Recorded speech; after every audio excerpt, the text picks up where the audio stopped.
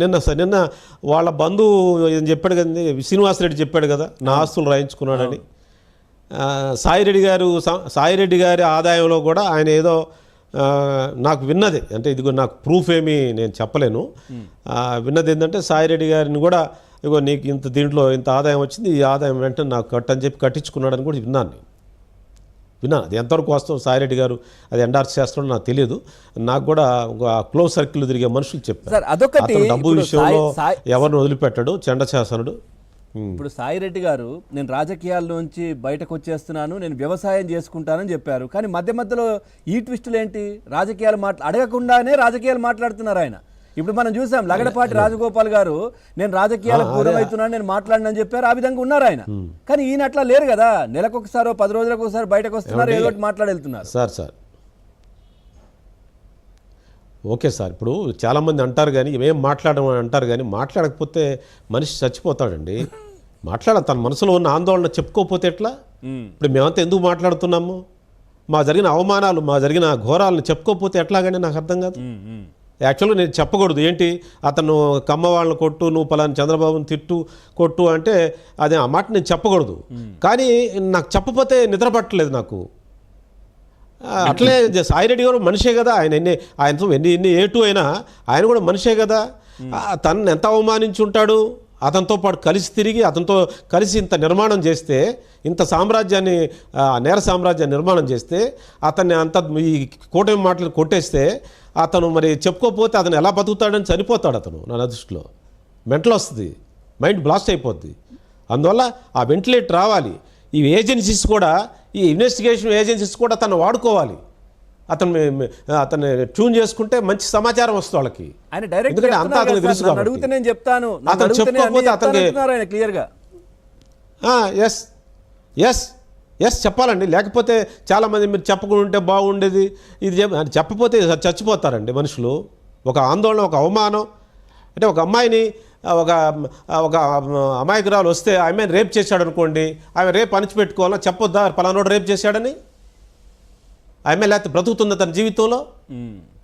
అట్లానే మేమంతా రాజకీయ కార్యకర్తలు అండి. ఏదో ఒక పొరపాటున బలహీన క్షణాల్లో నమ్మి వెళ్తే మమ్మల్ని అందరినీ అతను ఆగం చేసినాడు. 74 మంది రాజకీయ కార్యకర్తలు ఇష్టం వచ్చినట్టు మార్చాడండి.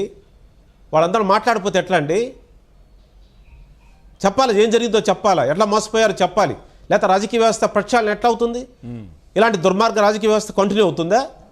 దేశంలో ఉండాలన్నా, ఈ రాష్ట్రంలో ఉండాలన్నా? రాజకీయాలకు మంచిది కాదండి ఇది. చాలామంది అంటారు మీకు టికెట్లు ఇవ్వకపోతేనే మాట్లాడతారు. లేదు, ఎందుకు మాట్లాడడం? ఏం జరిగిందో చెప్పకపోతే ఎట్లా సమాజానికి ఎట్లా తెలుస్తుంది? నా మనసులో ఆవేదన ఎట్లా బయటకు వెళ్తుంది?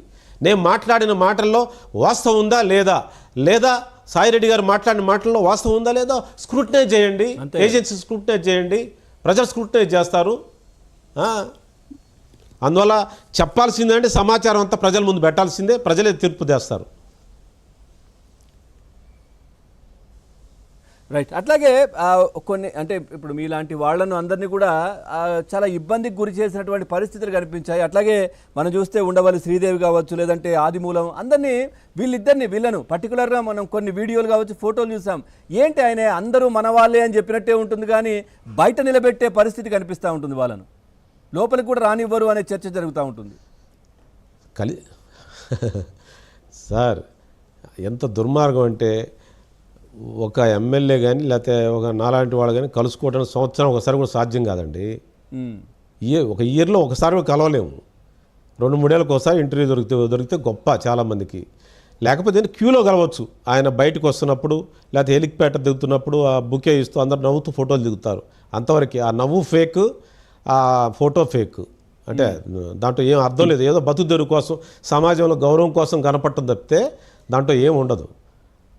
చాలామంది జగన్ గారిని చూసింది ఎక్కడంటే హెలిప్యాడ్ దగ్గర, లేకపోతే బయటకు వస్తున్నప్పుడు క్యూలో నిలబడి చూడటమే. చాలా దళితుల పరిస్థితి ఇంకా ఘోరం అండి. ఏదో ఆ బటన్ నొక్కి అది ఎట్లాంటిదంటే అది ఆ వ్యవస్థ నీకు అతను ఎట్లా సాటిస్ఫై అవుతాడంటే దోపిడీ చేయటం, ప్రభుత్వ ఆదాయాన్ని కొల్లగొట్టడం, చిల్లర వేస్తాడు. ఏది చర్చి ముందు అడుక్కునే వాళ్ళకి చిల్లర వేస్తారు కదా, ఆ టైపులో పేదవాళ్ళకి చిల్లరేసి అతను వీళ్ళంతా నా మనుషులే అనుకున్నాడు. చాలా చాలా విపరీత మనస్తత్వం అండి. ఉమ్.